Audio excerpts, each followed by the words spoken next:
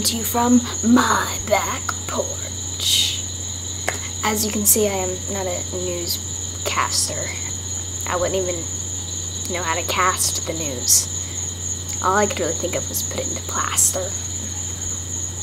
And when you think about it, that kind of like the opposite effect of what you would want to do with the news, to encase it. Get in here, tell everybody about it. See, it's kind of like counterproductive if you think about it. Anyway, that has nothing to do with what I wanted to talk about today. What I really wanted to talk about was this book.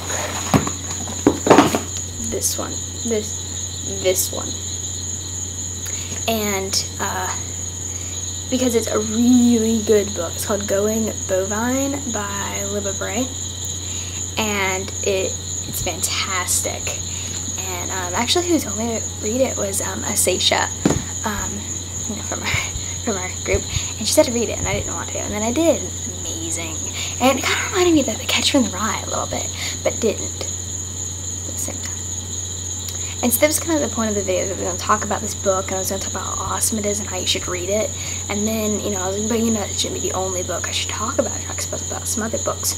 So I did. I'm going to talk about some other books. I'm going to there's a lot of them, basically.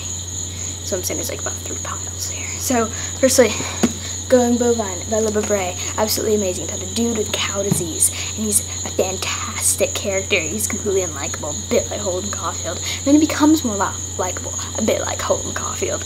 Next we have Sweet Scarlet by Maureen Johnson, and its fantastic sequel, Scarlet Fever. Scarlet Fever. So those are both fantastic. Oh, look, cat. Where'd it go? There it is. Cat. That's Chevy. She would not agree to be on camera. There's a bug on my computer. Okay. These are fantastic. These are fantastic books. I love them.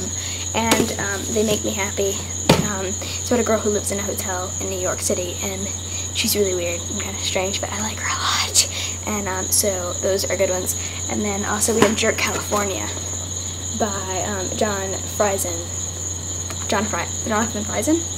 Yeah, but it's about a kid with Tourette's, about finding out who he is. It's very coming of agey, but it's fantastic also. It's road trip, which any book with a road trip in it I love. And then I brought out a bunch of Dessen, which I don't know if you read Sarah Dessen, but I have I have all of her books, but I'm just going to talk about some of them. Truth About Forever, which is the first one I ever read of hers. It's not her first book. Her first 2 books aren't that good, but they turned them into a movie, which is How to Deal with Mandy Moore in it. But this is not one of those. This is Truth About Forever, which is really good. It's about a girl who loses her dad, and it's sad, but it's fantastic. It's my favorite still. This Lullaby, which is also really good, has my favorite male character of all of them, as Dexter. Dreamland, which is about a girl who is, dates a guy named Rogerson Biscoe, and he's fantastically addictive, kind of. And, so then, this book here, Anything But Ordinary, by Valerie Hobbs, is also really good, because it's just really original and delicious and fantastic, and you have to read this one. If you don't read any of the other ones at all, except maybe Going Bovine, make sure you read Anything But Ordinary. I love it. It's little, so you can read it very quickly. I adore this book. One of my absolute faves. Let's see what else we have here. This is When It Happens by Susan Calistani. None of her other books are very good at all, and I've tried to read all of them. This is her first one, and it was really, really good. I don't know. I guess I liked it. It's a bit cheesy, but I enjoyed it. And then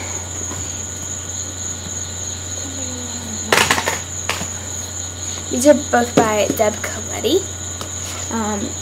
The Fortunes of Indigo Sky and The Nature of Jade. And those are both really good. The Nature of Jade is about a girl with panic disorder, which, like me. And, I don't know, she falls in love with this guy, and he's got a baby, and it's really good. And then Fortunes of Indigo Sky is a girl who doesn't have a lot of money. And then she waits tables at like a breakfast diner thing, and then she runs in this guy, and he's smoking, and she's like, hey dude, you shouldn't smoke or you're gonna die. And So then the next day he comes and drinks coffee and leaves an envelope on the table, and she's like, "But I tip in an envelope." She opens it up and it's a check for like $2 million. And she's like, "Ah, not your normal tip for coffee. Easy one." Nice. Anyway, so she like flips out and like it's her life with money. Okay. Pile of books. Why are y'all far away? Okay, obviously you know my John Green addiction, but here's two of his. I don't know which one you have read and which one you haven't. I know it's one of these two, but they're both so good. Looking for Alaska. It's in this hand. No, that's in this hand. Looking for Alaska and Paper Towns. Paper Towns. Both are amazing. The one Abundance of Catherine's is also really good. This I read a really long time ago. It's by Julie Gonzalez, called Wings. And it's about a kid who lives his whole life thinking that he has like dragon wings under his skin and how weird he is. And it's in alternating chapters, which I always really like, with the two brothers, Ian and the other one, Ben. Ian and Ben. And Ian, I think, is the one who... No, Ben is the one who thinks that he's has wings, and he starts like forcing all his family to call him Icarus when he's like, I don't know how old, 12 or something. So he's called Icarus like his entire life, and it's really weird. Okay, Scott Westerfield. I'm a huge Scott Westerfield fan. I just love anything he's ever written, especially Peeps. I don't know where my book Peeps is, but you have to read Peeps, pretty much. It's like a necessity. And then this is another one of his. Another one of his is called So Yesterday, and it's absolutely fantastic, and it freaks out your brain. It's like, dude, that's happening all the time. People are doing the quad all over. It's really, really good. It's really funny. And then also, I gotta say, this book is fantastic. I know I use that word a lot, but this one, I really mean it. Best book I have read, and it is an international bestseller. It is a New York Times notable book, and it is the sequel to the other one. Oh yeah. Oh yeah. I haven't actually read this one, as you know. It's the one that I got from the Penguin editor. Oh yeah, the reject book that Jamer got. Jamer. I called myself Jamer. And inside it says, "You can have this." Love, Jamer. Because I wanted to give it away. But I don't know. I think it has its qualities. Grass for his pillow.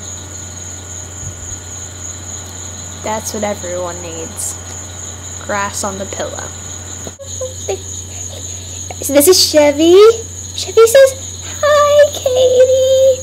Hi, Katie. I love you."